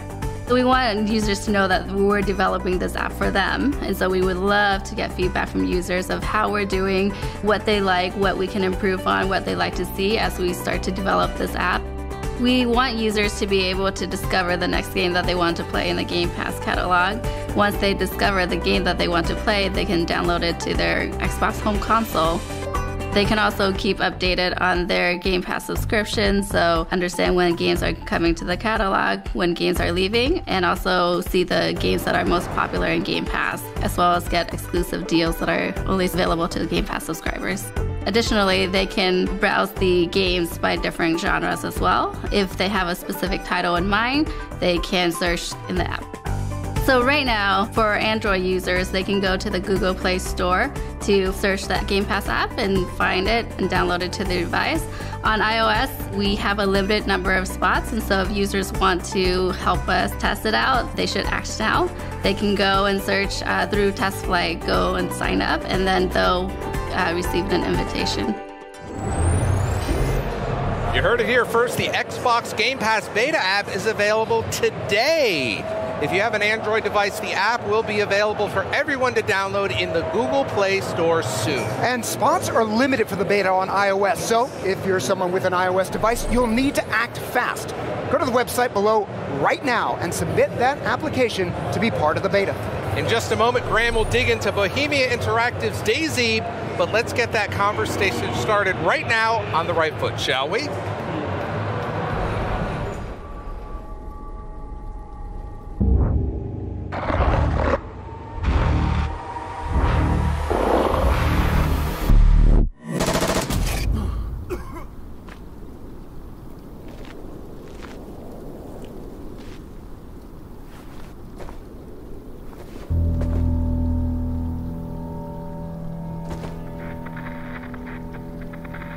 Anybody out there? Do you hear me? Let me be the first to welcome you to the end. Uncivilization.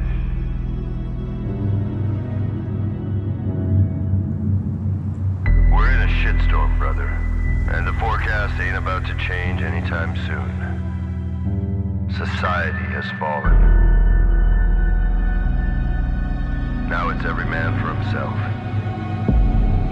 Stay alive.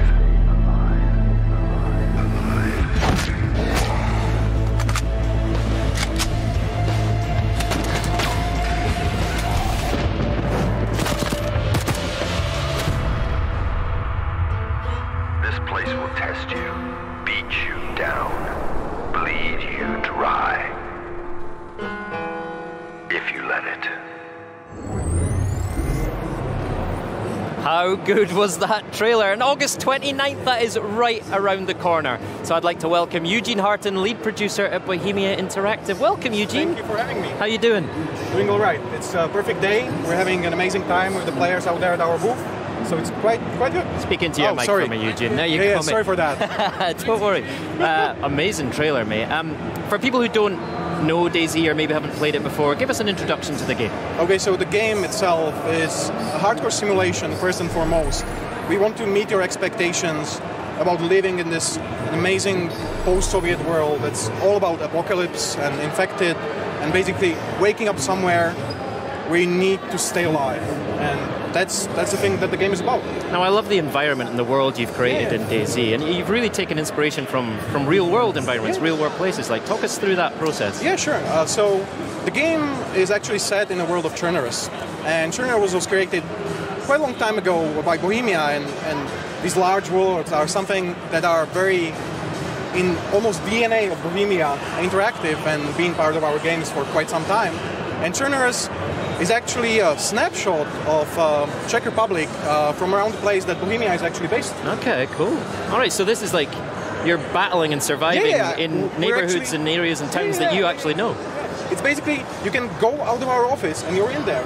It's so close. But not as many zombies, right? No zombies there. Okay, good. That's a relief. Now, one of the things I love about DayZ is of course the hardcore survival and the action, but it's the relationships between players in the game that really intrigues me. The kind of moral dilemmas that are thrown up. Is that one of the most important things for you guys at Bohemia? So a lot of people think like we're definitely not a battle royale game, although some people might think so when they look at the game the first time. But in general, like the action is only part of the interaction that you're having in the game. And when you're meeting other players and using voice over IP to talk to them and actually create alliances, there is nothing strict about it. Like you can do whatever you want. So the moral dilemmas that you have in the game itself when you're playing it, and features that empower those interactions, like cannibalism, for example, because eating human meat is a thing in DayZ. And I remember a couple stories from basically our sessions in general, where we're like hunting newbies who were coming from the coast further inland through Chernarus, trying to survive, and we're feeding them human meat. And human meat actually causes screw-in game, which is like a disease that makes your hands shake. So ranged weapons are hardly usable after you do that. And you actually have like a really crazy laugh when you have kuru, so you attract zombies around you. Right. So it's like a very detrimental thing. But also, if you need to survive, you'll do anything to survive. And those moral dilemmas are very important. So what are the, this really is a hardcore survival game, right? So you've talked about cannibalism, which is, I mean, you have to be pretty desperate. Yeah, we're 18 plus. So. Right. What are some of the other mechanics for that kind of survival? Like, what do players have to do? So basically the character itself is simulated in many different ways, from blood types. For example, your character is kept alive not only by health, by blood itself as well. So you bleed out, you need to replenish the blood. It regenerates very slowly, but you can get a transfusion from another player. But you need to find one which has the same blood type as you. Right. So we get deep into the simulation itself and want to keep you immersed, making sure that everything that you would experience in real life in a similar situation, you get to experience in DayZ. Amazing. Now, so DayZ, we've seen the day, August 29th, coming to Xbox Game Preview. Do you have a short message for Xbox gamers, entering the world of DayZ for the first time? The one thing that I would really want to say is that DayZ is an amazing hardcore game, and I can't wait for you guys to actually try it out on 29th of August when it comes to Game Preview. I don't think there's experience like DayZ anywhere else on Xbox, so I'm hopeful that you'll at least try it and enjoy it as much as we do. All right. Eugene, that's amazing. I can't wait to try it myself. August 29th. So much great info there in DayZ, right? So, on to Division 2. At E3, they showed us a glimpse of a ravaged Washington, D.C., but the team is back with a brand new look at the world you'll be fighting for next year. Let's take a look, shall we? How could this have happened here? Of all the capitals, of all the nations on Earth, none more vigilant, safeguarded, prepared. Was it vanity?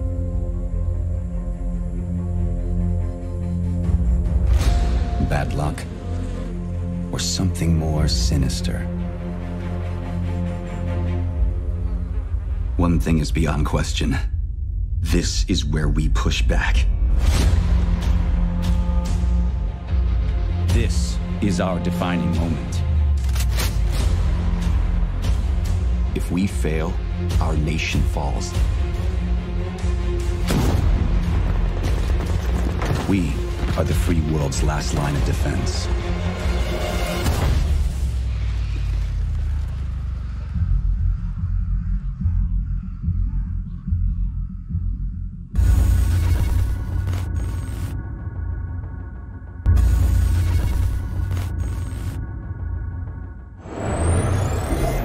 We're here with Rich and Dan to talk all things Shadow of the Tomb Raider. Welcome, guys, and thank you very much for joining us, because today we're going to get a sneak peek at Warrior's Trial. Can you tell us what we're going to look at just in a moment?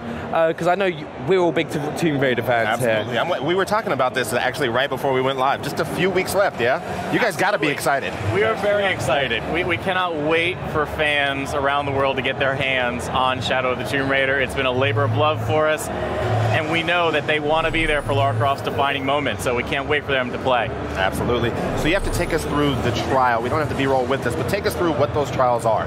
So Shadow of the Tomb Raider is all about bringing the tombs to the most terrifying level that they've ever been, and the Warrior's Trial is an amazing example of that, because you have to remember Lara Croft is at the height of her skills. She is the most capable, the most calculating she's ever been. So in order for there to be a challenge, we have to dial up everything else. So the tombs, the combat, the traversal, everything has to be even harder to give you a challenge, to give Lara a challenge. So Warrior's Trial is all about delivering that challenge. And the Warrior's Trial for us, when we start thinking about it at the beginning, it was all about, when we talk about on Rise about deadly tombs, the tomb needs to be more dangerous. In this case, for Warrior's Trial is a perfect example of everything tries to kill you. Even the things that you interact with try to kill you. And the interesting part of that tomb, the actual tomb that you're going to see, it's really a mechanism. It's a mechanism coming from the ground. This is something we push. We have one guy on the team that built it, all that with the, some Lego, so physically building it, and they did a lot of research to make sure that what we're showcasing, even though it looks like technologies that they could use the Mayan at the time, they didn't do it because we're stretching reality, but they had the technology to do that. Whatever it was with hydro, hydraulic and things like that, it was really possible. So this is very exciting to show. We do have some gameplay as well, which we're going to take a quick look at as well. So should we kind of throw this on? So what are we seeing here? It's on the top. Yeah. So of course we have to start with the high dive, right? It's the fan favorite. Of course. We love letting Lara go full 360-degree movement underwater. So we start just by letting people know that if you explore enough, you may find even a challenge tomb underwater, because underwater survival is a key part of Shadow of the Tomb Raider. Rise of the Tomb Raider, you were just paddling around the surface, you could submerge just a little bit. Now this is full-on claustrophobic, manage your oxygen. That scares me because I remember the first time I wandered in the last Tomb Raider game. I wandered too far into a cave expecting to find a tomb, and I found a bear instead. And I already heard you mention everything wants to kill you. Everything does, and that's the same thing with underwater, where you've got moray eels, you've got piranhas, you've got crevasses, you've got to squeeze through. Lara doesn't have an oxygen tank, so again, you don't know what's waiting on the other side. It might just be your death. That's kind of terrifying. So we were pushing the spelunking experience. We kind of like experienced that on Rise of Tomb Raider. In this case, we pushed it a lot. And the only place on Earth that is not fully discovered, it's all these underground caverns. And in this game, we wanted to push that even further. So going underwater, not knowing if you're going to have enough air or not knowing what's going to happen next, but finding a tomb, it's very rewarding. So that was super important for us. And you talk about fan favorites. One of my favorite parts, me being the fan of the series that I am, I loved getting towards what I thought was the end of the tomb, and the floor would suddenly give out from me, and we had that sequence, that animation, where I'm uncontrollably sliding to what I hoped wasn't certain doom. We're absolutely delivering even bigger challenge tombs, so I think you're going to like that, because before, the challenge tombs were great little, smaller areas, but now the crypts are as big as what the challenge tombs used to be in Rise of the Tomb Raider, and now the challenge tombs are as big as the regular tombs. Also, what are we starting to see here, because we're coming up to the end of the gameplay kit? Right, so right now, what you're seeing is another example of all the pieces that Lara has to interact with actually being dangerous as well. You saw that she cut her arm on one of the inactive traps. That's to let you know that those obsidian blades are still going to kill you. So of course there are traps in the tombs, but there are also just puzzle pieces that if you fail to interact with them correctly, will kill you. So this is, right now, we've never shown anything beyond this moment. So this is the first time that you're going to get to see how you have to interact with the different puzzle elements of the Warrior's Trial. And you can see that this is filled with spinning contraptions, blades, flames, everything trying to stop Lara from reaching the secret. You seriously weren't joking when you said everything's been up to notch. But that spinning flame looks incredible. I love that if the camera cut back right now, they'd see Benny and I hunched over watching this gameplay reveal for the first time with everybody else. We're super excited for this. Well, we love, and thank you. We love making it feel like Lara has to earn the secrets of the world.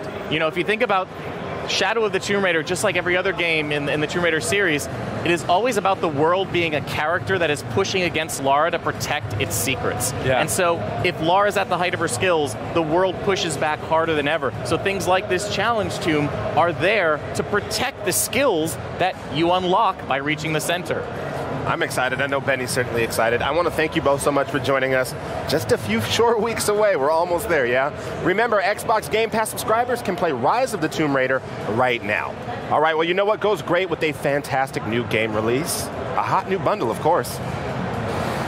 Check out the Xbox One X Shadow of the Tomb Raider bundle. So it's got a terabyte of storage, and it comes with the full game download of Shadow of the Tomb Raider, a wireless controller, a 1-month Xbox Game Pass trial with access to over 100 games, and a 14-day Xbox Live Gold trial. So pre-order away.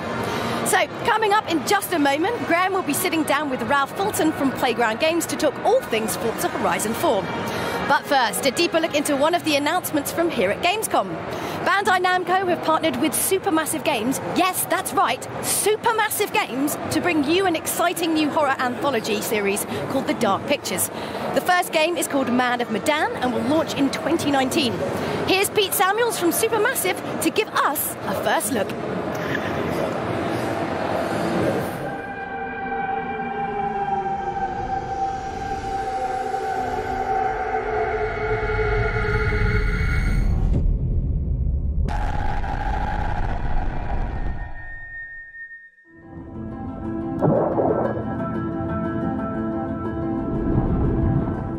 I'm Pete Samuels. I'm the Managing Director of Supermassive Games and the Executive Producer for the Dark Pictures Anthology. You should have never gone down to that plane in the first place. It's bad luck. You think you can scavenge down there and it makes no difference, but every single thing you bring back has an essence. It's like a ghost you invite to the surface. People drown in these waters and you have to respect their resting place. Damn straight. Brad, you got a fun ghost story, right? Dark Pictures Anthology is a series of standalone horror games building on Supermassive's reputation for horror, where the choices that you make and the actions that you take define the stories that you get. First game, Man of Medan, will release in 2019. Our plan from there is to release 2 games a year. Each story is unique and has different characters, different environments, and is based on different subgenres of horror. Oh, shit! Oh.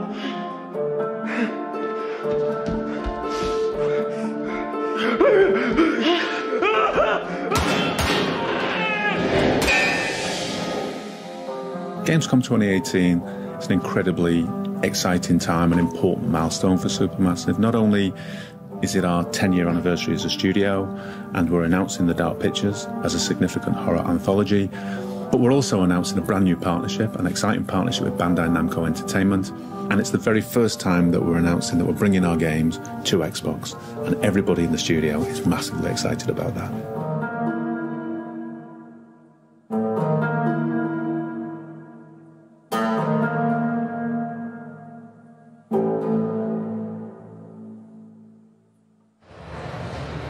Ooh, spooky stuff there. Right, it's my favourite time of Gamescom. I am here with Ralph Fulton from Playground Games. Ralph, how you doing, mate? I'm good, how are you? What do you think of our stage this year? I love it, yeah. It's a good look for the show, right? Yeah, absolutely. I wish we were a bit closer to your McLaren Senna over there. Thank you for bringing it back again. You know you're not allowed any closer than you've been. Rules. I got in at E3 and then got into trouble retrospectively because apparently like everyone else was starting to try and get into it. And I was like, it wasn't my fault. It's a problem. It's a problem. Anyway, Forza Horizon 4, it's coming up very fast now. Isn't it? Yeah, we're on the train now, aren't we? So yeah, we're here at Gamescom. We have got a bunch of things that we're showing people for the first time, a bunch of things we're talking about for the first time, as well as obviously recapping some of the big things about the game. There's so many big, exciting things about the game. As we talked about at E3, it's in Britain, which is awesome. Seasons is a huge component of the game. We're doing a little bit about that, showing people more of what the world looks like in different seasons. But yeah, we've got big news about how the online works in the game, and specifically we're talking about some of our truly competitive PvP modes in the game. Wicked. Well, let's talk about some of that. We've got some nice gameplay up here. Nice Cosy there. It's lovely, that car, actually. I think that's actually one of the cars that you will get fairly early on in the game, and honestly it's just a blast to drive. And yeah, I think what we're looking at here right now is a pretty newly revamped PvP multiplayer mode called Team Adventure. So if you are familiar with previous Horizon games, as I know you are, absolutely. Online adventure has been the way you go and compete with others in Horizon games online. And the format has been broadly similar for the last couple of games in that it's all about the open world. It's all pretty seamless, so you don't have to wait in lobbies. You're always driving, you're always in control of your car, and it takes you on a bit of a tour around the world, and you'll do races, or you'll do games, or you do a mixture of both depending on what you've chosen. That format is great. What we've done this time is a couple of things. One, we have made it like genuinely skill-based, genuinely competitive, so the person who is first will be in first. Skills doesn't augment that anymore, clean racing doesn't augment that anymore. So it's a real test of skill in this kind of competition. And then the second one is reflected in the name. It's now called Team Adventure. That's what we're looking at here. So everything about this mode is now team-based. Right. So the points are based on how your teammates are performing just as much as about how you're performing as well, right? I think that's absolutely key, and it's the root of why we've made this decision and gone in this direction. The problem with online racing sometimes is that if somebody gets out in front, you're pretty certain they're going to win. It's kind of a foregone conclusion, and other people can become a little bit less engaged in the game. Maybe they quit out of the game. Nobody wants that. It's not good for anybody in the game.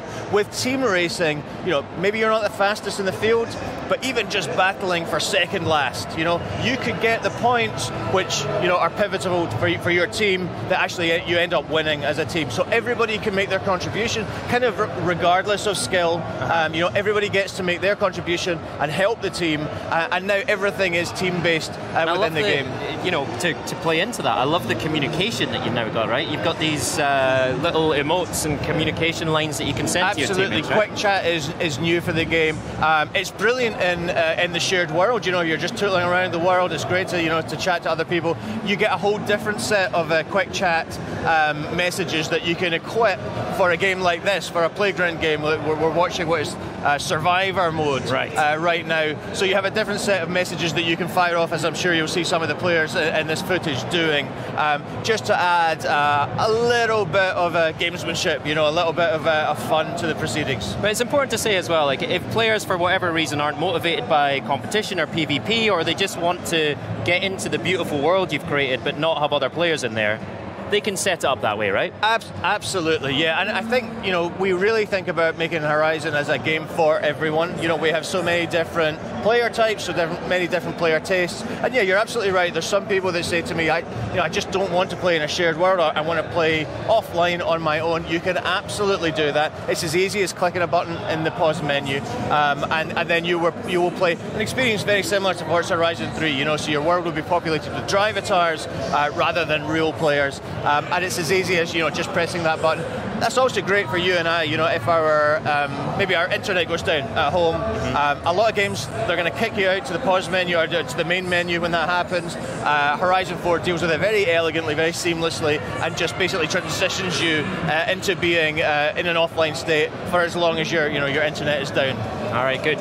So flipping back to PvP and competition, what other modes have you got in there for those players? So you will have, in fact, you just said to me off stage, you recognise that as Infected. Right. It's actually a team-based version of Infected. So what we've gone and done, racing takes care of itself. Team-based racing, you kind of understand how that's going to work.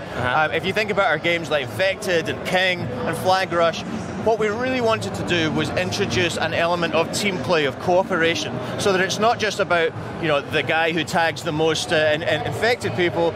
Rather, it makes it about the team, so that there's that teamwork aspect, and the best team is the one that triumphs in the end. We've done that with all the modes there. So Infected becomes Survivor. It's now a round-based game. So one team starts as the Survivor, one team starts as the Infected. Right from the start, one goes at the other team. The twist is that if you are a survivor and you get infected, one of your teammates who's not infected can heal you. Nice. So there's a real back and forth sort of push-pull dynamic to the game, which is totally new. It's incredibly fun. We've done that with each of the games to make sure that teams want to work together, they communicate. And I really see that when we launch this game, I think there's going to be people, not everybody, but some people who really go all in on teams. They build their own team, their identity, their team badge, the outfits they wear when they compete. Right. And for them, there's a Grandmaster League, which is like the best players in the world. I think a lot of people are going to be striving to get there. I can't wait to see how quickly somebody actually gets up to that skill level. Fantastic. So you've obviously created this amazing world, beautiful, historic Britain. Tell us more about the shareable world and how you can actually share that with other players. Yes, absolutely. So when you're driving around and you haven't opted out, as I described, basically we're just matchmaking you with players. So you are seeing other players where previously you'd have seen drive avatars. I think drive avatar technology has served us incredibly well. It does that brilliant thing of injecting personality into your world. How can we get more personality into our world? It's by actually having real people. That's our genuine belief about how that works. And we see this in the studio as we scale up our testing and fill our world with real people. Real people do crazy things, they do fun things, they do unexpected things. And even if you only play like in the mindset of a solo player, you just go about your races, you do your PR stunts and what have you. I think they'll add some colour, some vibrancy to the world, which just wasn't there before. Fantastic. Ralph, thank you so much for your time as always. Have a great week at Gamescom. And personally, I just wanted to say thank you for putting Edinburgh in the game. My pleasure. A dream come true. Thanks, sir. All right. As you can tell, I'm super excited for Forza Horizon 4, surprise, surprise. So surely, there must be a Forza Horizon 4 console bundle, right, Larry? Well, there's bundles, all right, Graham, but right now I got myself into this thing. This is I had to break out the gloves for this. This is the McLaren Senna, which is the $1 million cover car for Forza Horizon. I had to wear the gloves for this thing. They're going to take the keys away from me. This thing is unbelievable. There's only 500 made, but it is the cover car for Forza Horizon 4. Chris Bishop is here to join us. Chris from the Forza team, great to see you. Great to see you, Larry. Now, this is an amazing vehicle. Yep, it's What can you tell us about this? They're only making 500 of them. It's the perfect car to be the cover car of Forza Horizon 4 because the handling and the aero is just out of this world. Now, we're here to show off this amazing hardware, but we have Xbox hardware to show as well, right? What do we have here? So, happy to announce a Xbox One S, $299, comes with Forza Horizon 4, of course. 1 month Game Pass, 2 weeks of Xbox Live Gold. Great value, $299, and it'll be available at launch October 2nd. This is one of the cheapest ways to get this car. Great value. More or less. Yeah, digitally but that's not all. We got more, yeah. What do we have here? So this is the Xbox One X bundle, and includes both Forza Horizon 4 and Forza Motorsport 7. Right. 1 month Game Pass, 2 weeks of Xbox Live Gold. Both, of course, come with the wireless controller, so 2 great options for a new Xbox customers. To get yourself into Forza Horizon 4, which comes out when? October 2nd, and both the bundles will be available at launch. This is fantastic. I know I'm really excited about this game. It was great to see Ralph and Graham together again up on stage. I am so excited for this game. It looks beautiful. I'm going to give this back to you because I got to throw it back to the stage and get back into my car. Chris, thank you so much. All right, now we're going to go back to the stage to wrap things up. Thank you, Larry. It has been an incredible experience here at Gamescom. We introduced Hunt Showdown to the Xbox world. We dug into a brand new Metro Exodus experience, and Wanda Russell was here from Undead Labs to tell us about the Daybreak Pack for State of Decay 2. We had a visit from Bethesda's Pete Hines, who showed off the new camp system for Fallout 76. Plus, we unveiled the sweet, sweet Battlefield 5 Gold Rush Xbox One X bundle. Oh yes, it's a bundle of bundles. So it's great to have so much to look forward to. From great bundles to new controllers, DLC, and Master Chief Collection coming to Xbox Game Pass. And as long as we're talking about the future, Episode 7 of Inside Xbox will be live from, brace yourself, an undisclosed location. You can unbrace yourself now. Okay, to celebrate one of the biggest launches of the year, Forza Horizon 4. And I can't wait to find out where they're sending us. I'm definitely coming, right? Right? You have to do it now. Oh, we're going. Secrets are no fun unless Julia makes you a part of one. Either way, I'm in. Now, we've had a ton of fun today, and I'm looking forward to seeing everything Gamescom has to offer. From all of us here in Cologne, Germany, thank you so much for watching, and we will see you next time on Inside Xbox. Bye!